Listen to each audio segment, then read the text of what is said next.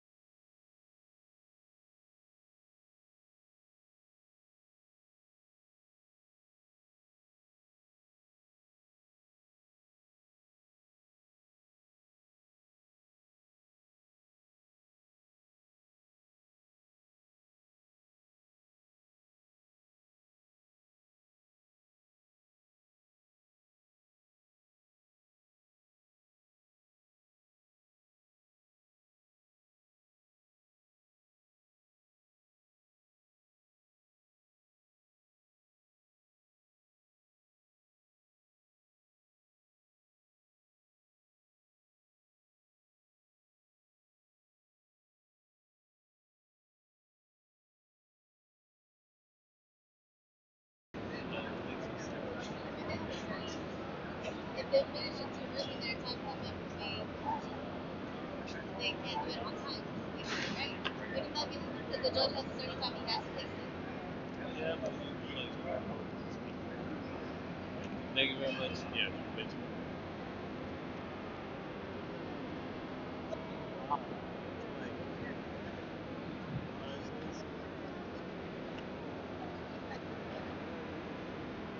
I don't think they just told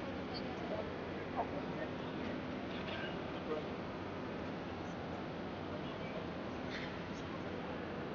There's different ways to do a lot, but it's like you feel like make it improvements.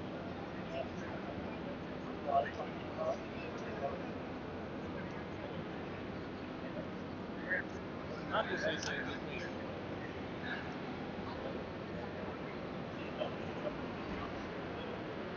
oh yeah.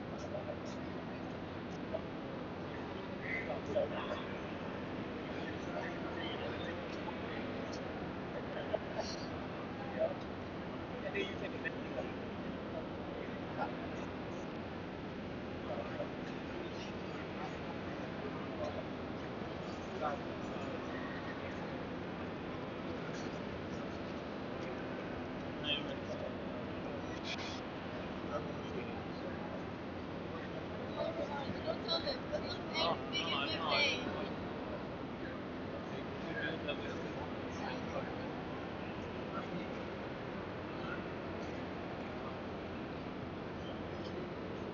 It's just that I haven't done this shit like I don't even know how many times for how many weeks. Organizing fucking and people would pronounce it that way and then like they'd be How like do you water sex. water? Water. Water? Water. Water?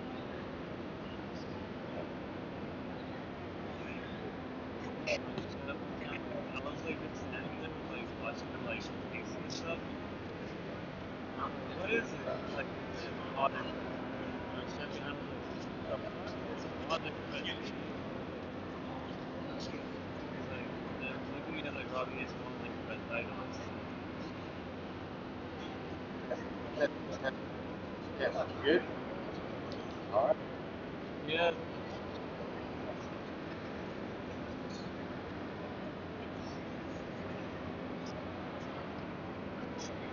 All right, let's go. Good morning.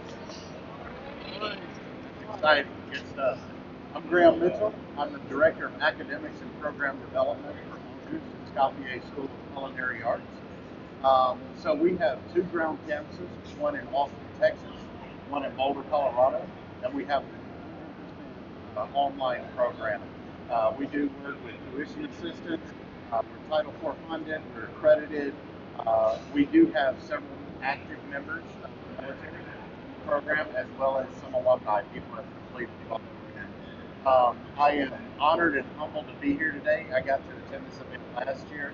I've been in the ACF for quite some time now, seen a lot of events, but as you all know, this is the largest ACF sanctioned culinary competition.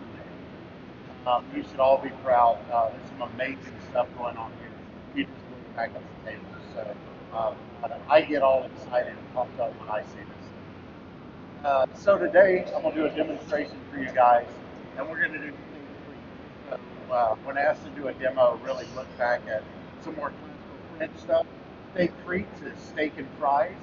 All right, a little bit more bistro, a little less fine dining.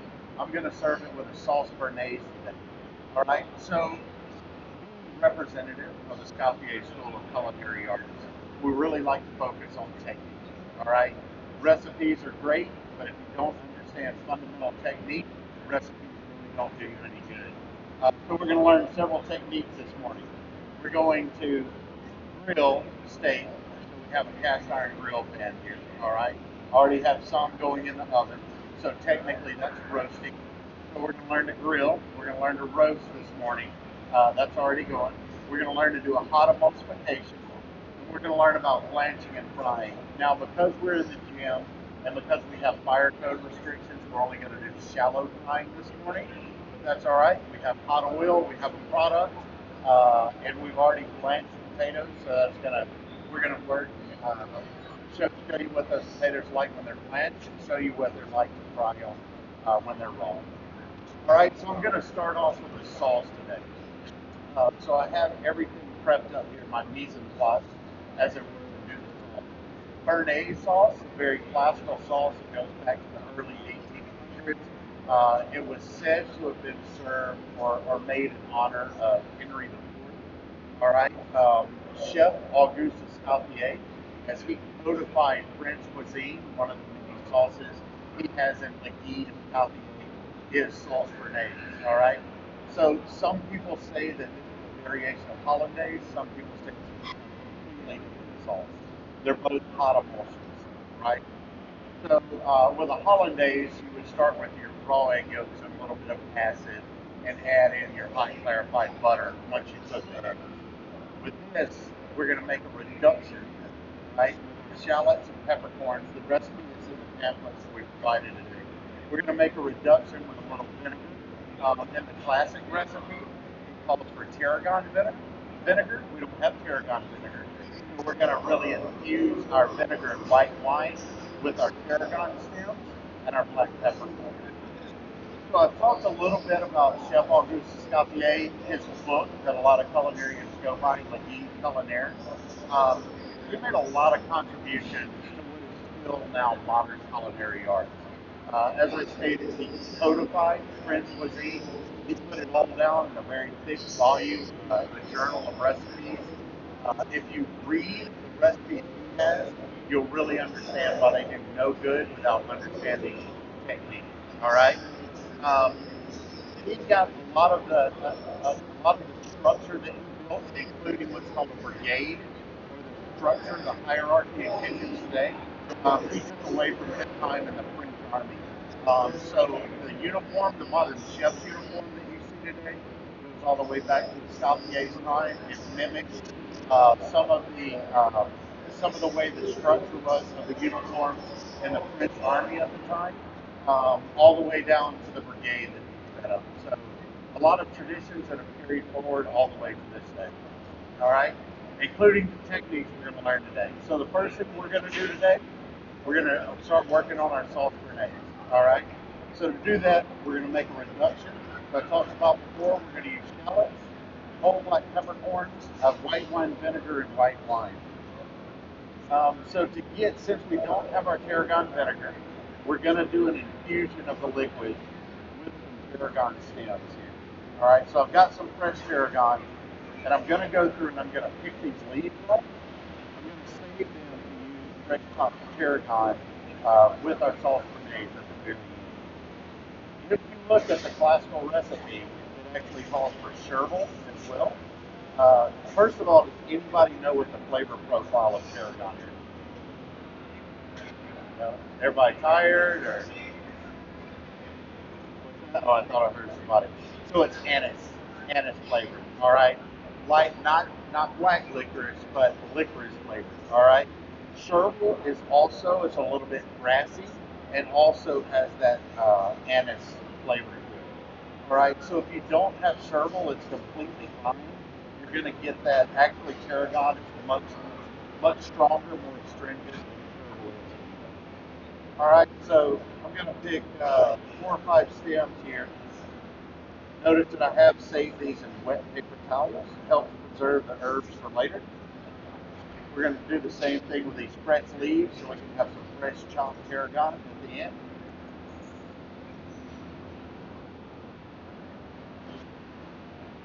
All right, so I'm going to take these stems, we'll drop them right in our saucepan. We already have our white wine and white wine vinegar measured out.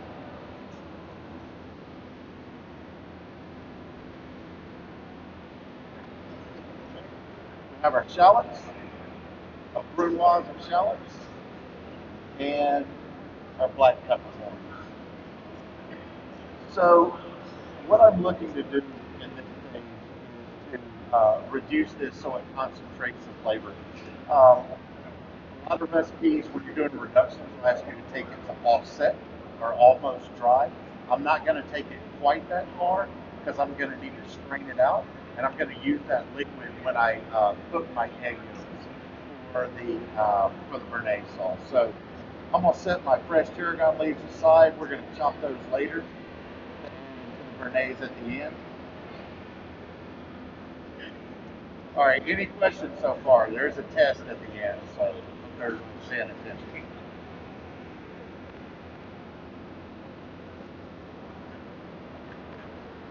All right, the next thing we're going to get ready for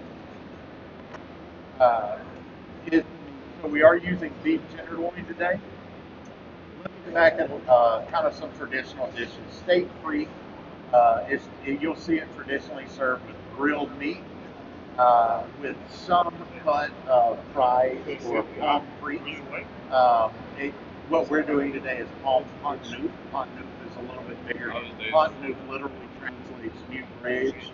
The French use a lot of kind of hidden meanings. If you're not from France and don't understand the regions, things like that, you may not fully understand what food terminology means, but it does typically represent. All right. So we're using beef tenderloin farm meat today. We already cleaned the entire tenderloin yesterday, saved a little piece for today.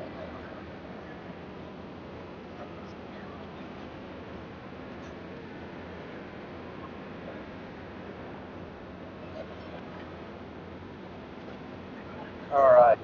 Did have it wrapped in parchment paper so it didn't dry out overnight.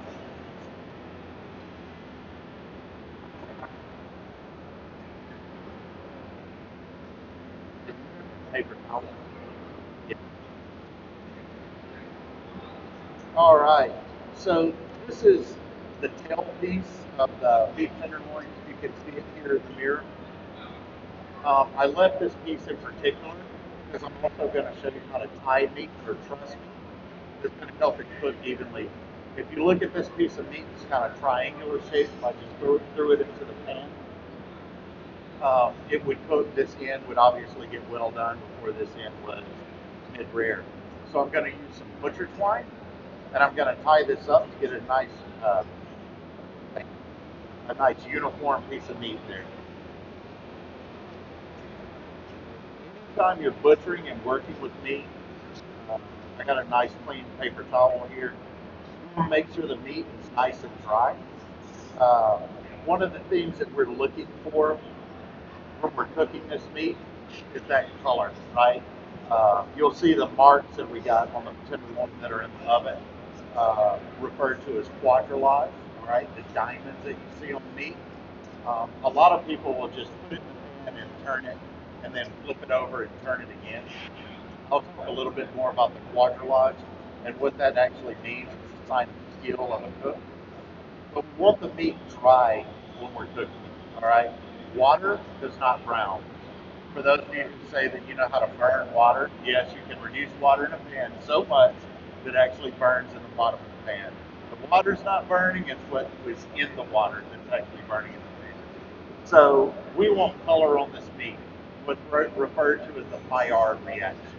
Maillard reaction happens somewhere between 300 and 320 degrees, and it's a combination that's different than clean caramelized vegetables or caramelized onions.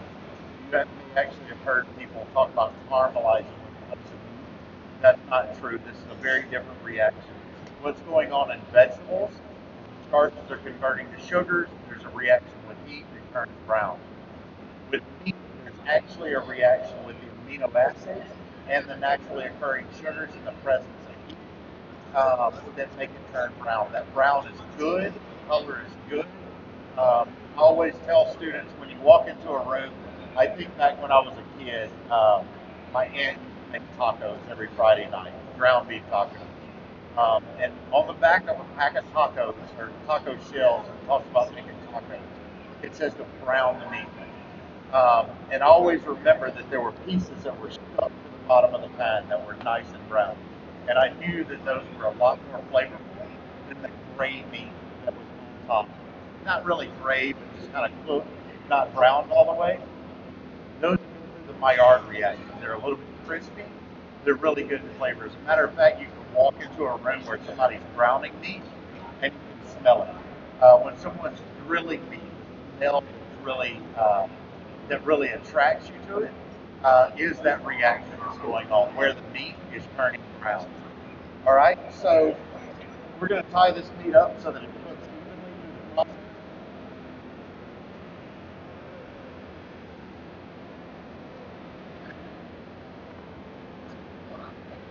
So I'm going to take this and I'm just going to kind of use my hand to make a nice even piece of meat here.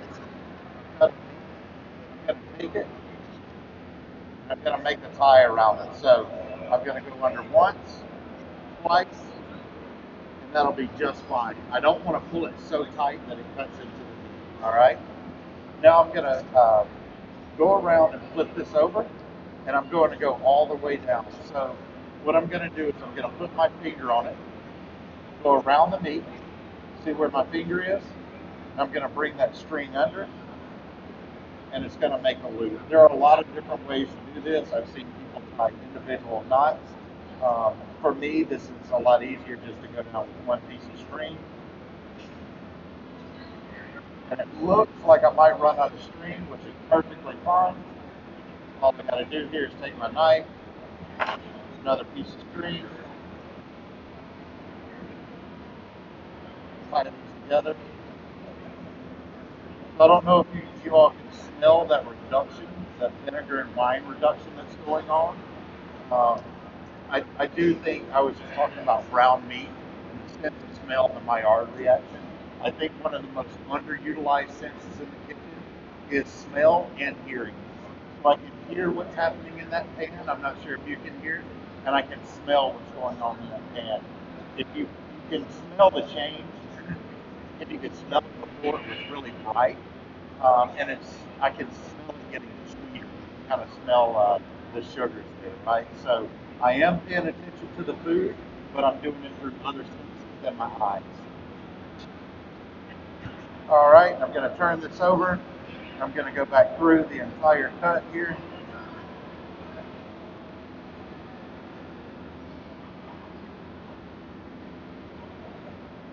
And I'm going to tie this off. So I'm not going to start cooking this yet. I am aware of sanitation rules and laws.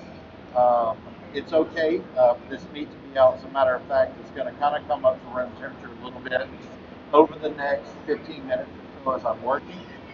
It'll be just fine. Do pay attention to that. You don't ever want to leave raw product sitting out.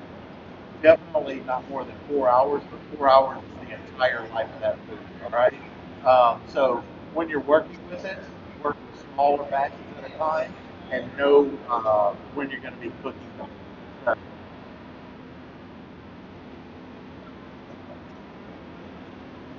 And wash your hands often when working with raw meat.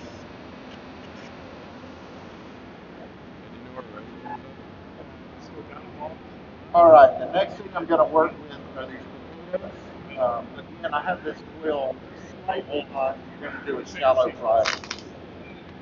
So, talking about the potatoes a little bit. Yesterday I came in and did my mise en place for today. I made my cuts of potatoes. Matter of fact, I'll pull those out now.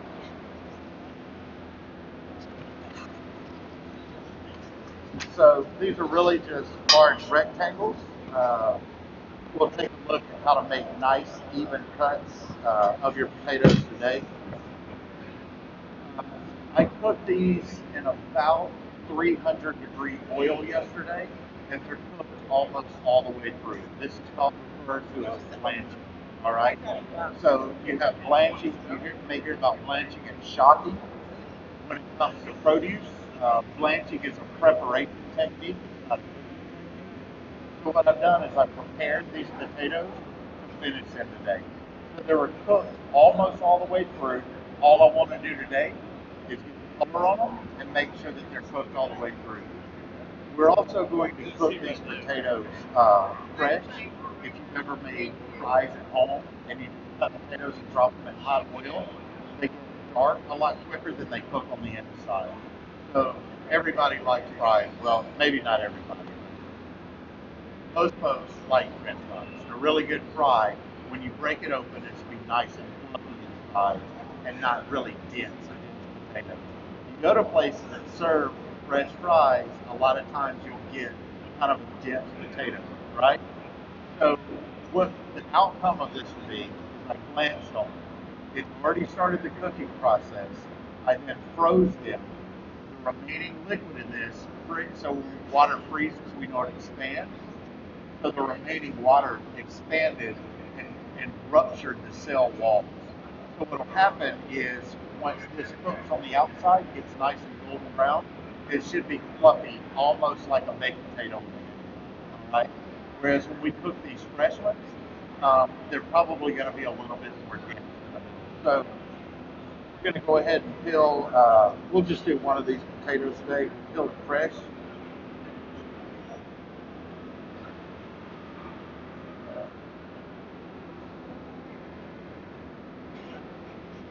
So I've seen people peel potatoes in a lot of different ways, and paring knives and different types of peelers and things. I always like to peel mine end to end, and then take the peel off at the very ends there. Get a crap aside. These potatoes were plain. They were washed before. It's very important. Potatoes grow in dirt. Obviously, don't want to get any of that dirt on your cutting board and consequently into your food. Be very careful with that. All right. So being an ACF sanctioned competition, looking at all these plates back here, if you watch any of people competing, you probably see some very beautiful knife cuts, right? Whether it be julienne or bâtonnet or brunoise, whatever the case may be. I think one of the hardest things for people to understand is how to get a nice, even cut. Potatoes are great to work with when you're first learning that. They're a lot more forgiving than some of the other root vegetables like carrots that are a little more delicate. All right, so a couple of things I always like to talk to about people. Again, you know, been in culinary education for a while, so I like for people to understand the very basics. One, how to hold a knife. This is not how to hold a knife. This is a weapon, not a tool. All right, we're using a tool in the kitchen. So with my thumb and forefinger on opposite sides of the blade, right in front of the bolster, the stick piece of metal behind. This is how I'm going to control the knife. All right. These other fingers are simply there to help hold the knife.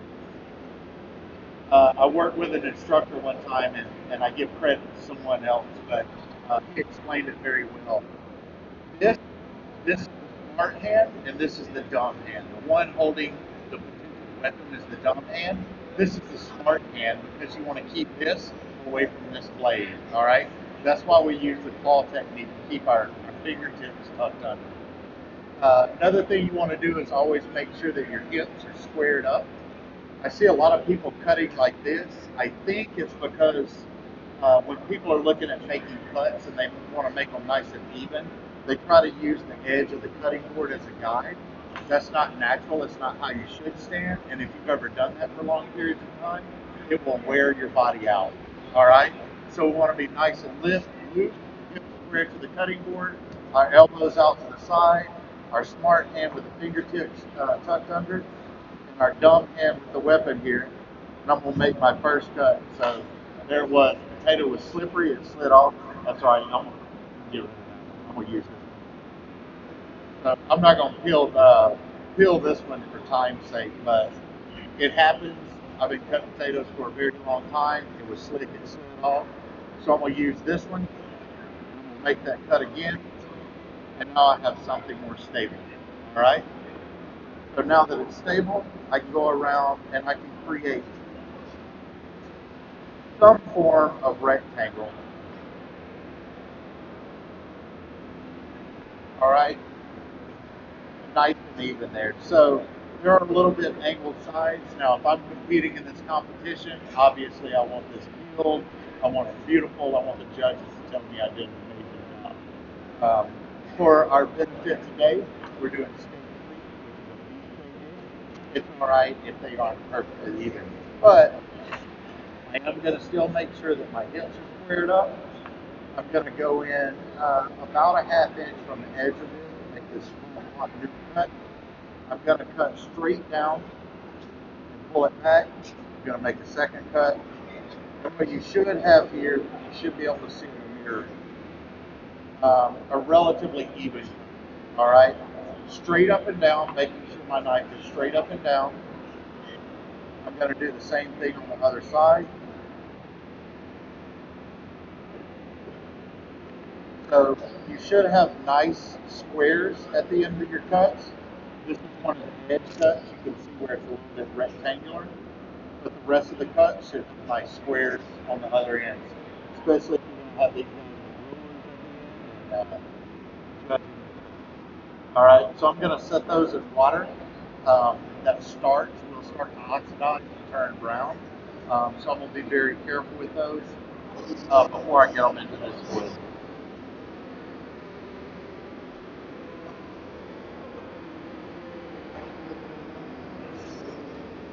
All right, so I have my reduction here. It's almost down. I'm going to pay a lot closer attention at this point. Make sure that it doesn't get overused. Sergeant, I want to check this meat real quick. I want to grab the pan in the back.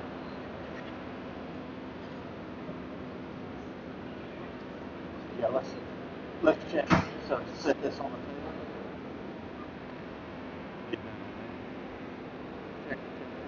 I'm going to pull it out at about 125. All right, so I got that cooking. I got my oil heating up over here. I've got my bain marie or hot water bath ready to go for when I do my hot emulsion or my sauce béarnaise. So you'll hear this term a lot in the kitchen, a French term mise en place, everything in its place, making sure you're nice and prepared as a cook. For those of you who have helped out this morning, thanks a lot. I know they were all sitting around waiting for about an hour and a half before we actually started, but always good to be prepared. So I'm going to strain my reduction into this pan. I'm going to add my egg yolks.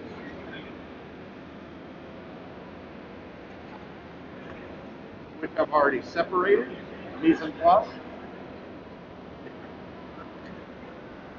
And we're going to start to break down these egg yolks. So I'm going to get a little nerdy here with the science of hot emulsion.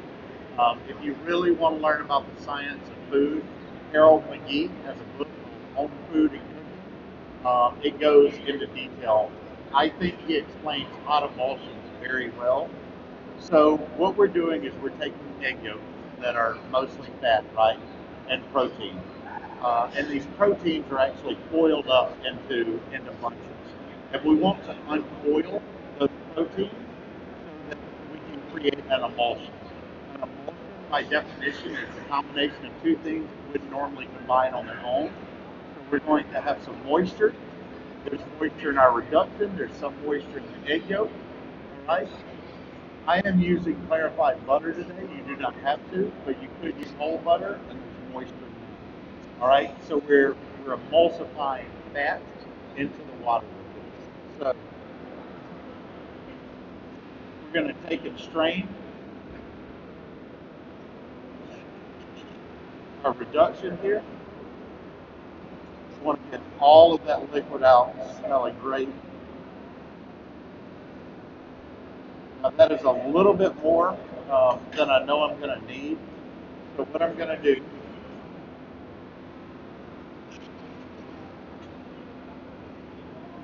I'm going to take the container on the side And I'm going to set some of this aside in case I need to add it back later. All right, I can't take any of that moisture out once I put the egg yolks in here. So I want to make sure I have everything scaled out. All right, so I've got 6 egg yolks here. I am going, with the exception of tarragon vinegar and sherbet, I am going a little closer to Escape's more traditional recipes. If you read his recipe in McGee, he actually uses butter. You read a lot of recipes for hollandaise, béarnaise, hot emulsions, and talks about using clarified butter. Clarifying butter is really just separating the fat from everything else. So I know the percentage of fat in butter. All right. So in this country, it's relatively low. It starts off at about 82%. The butter I used was labeled European style butter. It was actually 83%, and it goes up to about 86% in Europe. And it's a complete difference in flavor, right? You hear about butter in Europe tasting more like cheese than it does butter. That's why, all right? It's high in fat. So besides that 82 to 84 in this country for fat, we also have milk solids, which I consider to be flavor and moisture, all right? When you clarify it, you're taking off those other 2 components. Now, I could certainly use whole butter for this recipe as long as I know how to control my moisture content. All right, so I'm gonna get everything ready to go here. Make sure everything's hot. Get my pan hot, my mise en place, get my pan hot for my tenderloin there. I would put top of it in the oven. Oh, perfect. All right. All right. I'm gonna add my egg yolks in, and I'm gonna start to denature my egg yolks. So we talked about the proteins in egg yolks boiled up. When I start to whisk these egg yolks, it helps those to denature. So the acid that's left behind in both the wine and the vinegar really helps to denature those egg yolks. So I'm putting this over a hot water bath. I'm going to take this to Sabayon stage, where the egg yolks start to cook.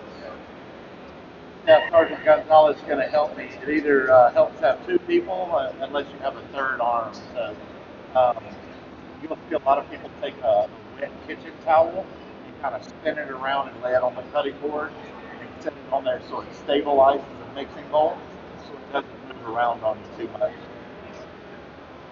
So I'm going to start to cook these eggs, and going back to Chef Escofier's recipe. You'll notice in his original recipe out of McGee, he talks about using just melted butter. He also talks about this not being too cold. So again, this is a hot emulsion. If I drop this in a hot pan, it would completely break again, right? The fat would separate from everything else. So this is served traditionally with grilled meat. All right, on that hot meat, if I were to just drop this right in into the meat, it would break. So if you can see that there, you see the foam at the top, which is one indication of those eggs starting to cook. You'll see it kind of separate. You got to be very careful on the sides that your eggs don't scramble. All right, so that's almost just cooked through. There are a couple of ways to test this.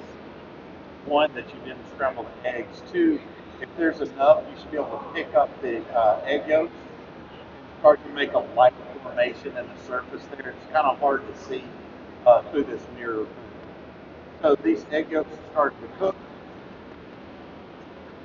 All right, you ready?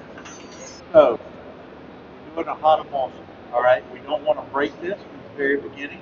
So we're going to start with just a few drops of that clarified butter. That's good.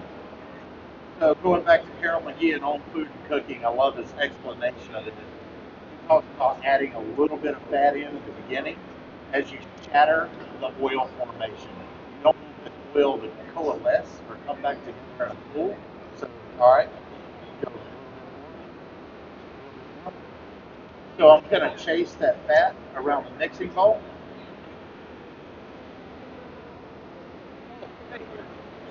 All right. Now once this emulsion is formed, I can actually start to go a little bit faster into it. With a stable emulsion, there's a lot less chance of it breaking. But I do want to pay very close attention to this. If it gets too thick, there's also a chance that it will break.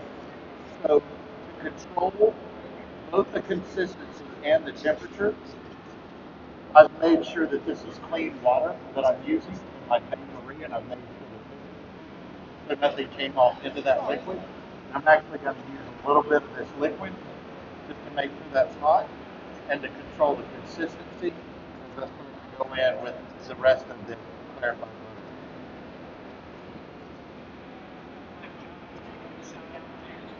butter. All right. Big shout out to Michael Allen, who's one of our alumni. He's over in Belgium right now, about to be back here soon. All right, we'll keep going here. Couple more ladles. So you're going to taste the acidity from the reduction in this when it's done. You should absolutely, obviously, taste the eggs, right? And the butter. Who doesn't love a hot butter sauce? Anybody raise your hand when I said that there? I have to remove you from the demo.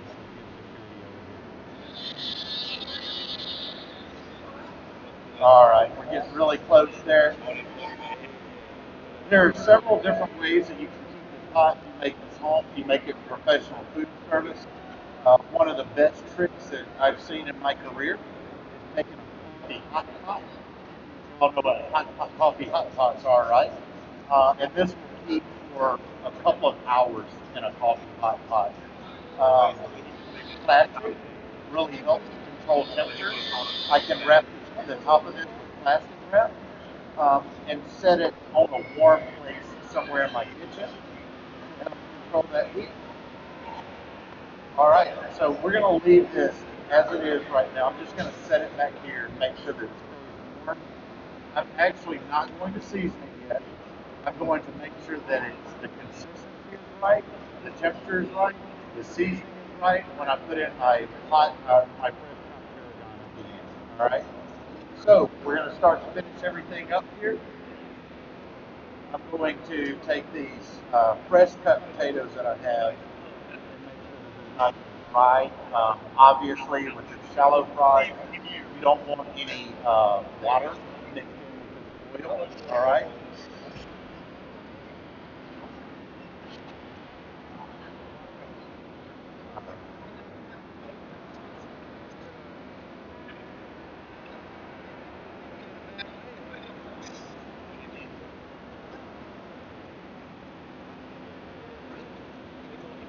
While that's going, my cast iron pan is nice and hot.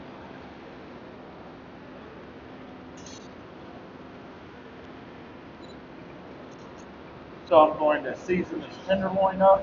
I'm going to add a little bit of fat to it, my clarified butter that I had over here, and start getting my marks on it. Now, I told you earlier I was going to talk about the diamonds on meat or quadrilages. So traditionally, that is a sign that that meat has actually been turned at least 3 times. All right. So traditionally, you're not just taking the meat and setting it in, turning it a quarter turn, and then flipping it over. It's we're turning it several times. So I'm going to season this depending on how thick the cut of meat is, depending on how generously I'm going to season it. And I'm going to add just a little bit of fat to the outside. So anytime you grill, go into a hot pan, you want to make sure that there's fat there. That fat is a medium for heat transfer, okay?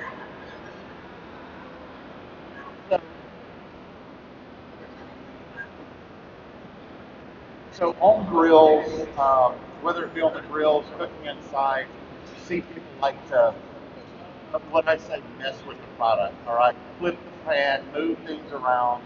I watch people on the grill; they want to constantly turn meat, things like that. The meat needs to be there.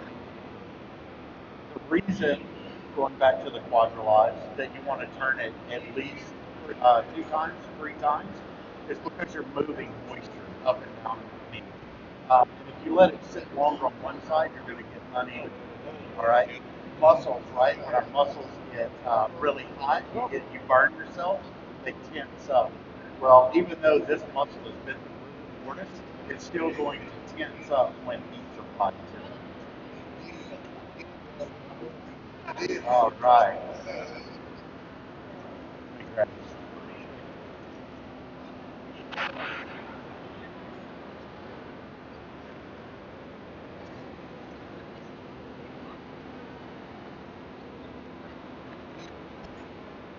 All right, we're working towards getting some plating done here. So we've got the sauce, we've got this tenderloin going, and we've got our pom pom nukes.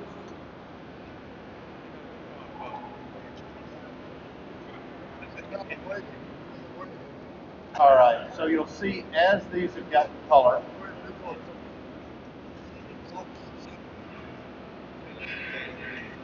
and I can even feel them when I pull them out of here, that they're still a little dense, like a potato is. So when I cut these, they're not light and fluffy like a mashed potato, right? When I squeeze them, they don't kind of fluff out. So now we'll try these that we actually blanched yesterday.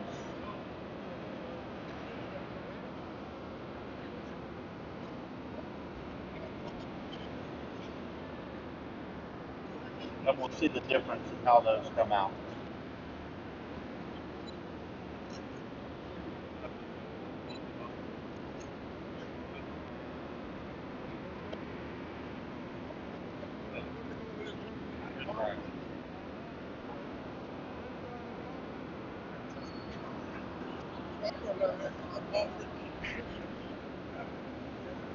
So I'm gonna flip that over. That pan is smoking pretty good. With, again, with my senses, my sense of smell, I want to make sure that nothing's burning right. So paying very close attention to what's going on around me.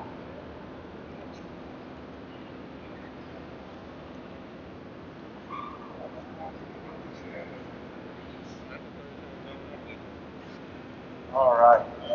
So is the tenderloin out of the oven? Ready to go? All right. We set up a cutting board and start slicing that. We're going to finish up our sauce now. And as these potatoes are finished, we can start plating up. So we went through a lot of different stuff today, really all technique driven. Does anybody have any questions? Nobody's really said anything. So any questions about anything? Everybody already know this stuff? So when they come out, I'm actually going to put them in this pan so they're well drained on paper towel, and I'm going to lightly season them after. That's a good question about seasoning too. Obviously, I can't season them before they go into this oil. Um, there are a lot of people who have different theories on when and how to season meat.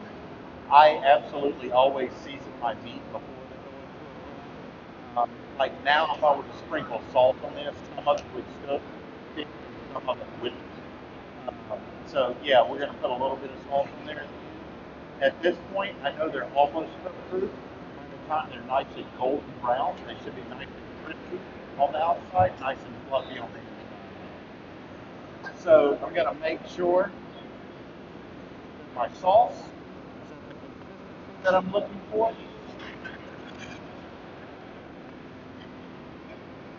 Put some nice fresh chopped tarragon.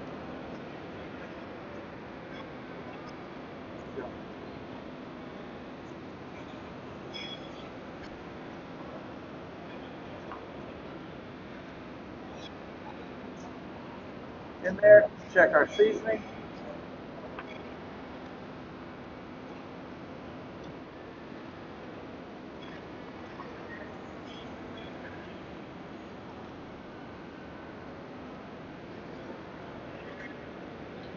All right, so we should have some of the flavor of the tarragon came through with our reduction from the stems. I'm gonna test this.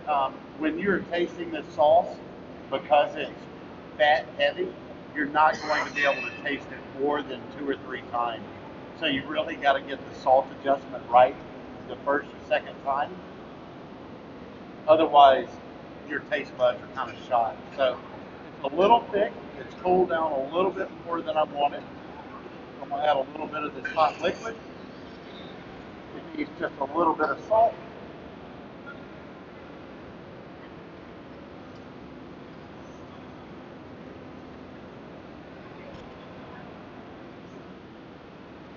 There we go.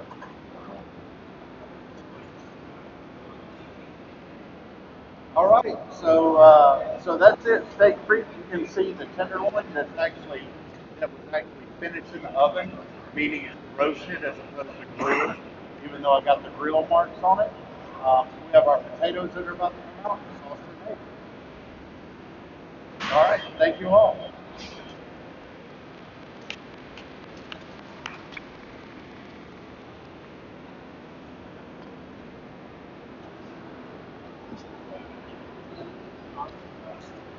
Unsalted.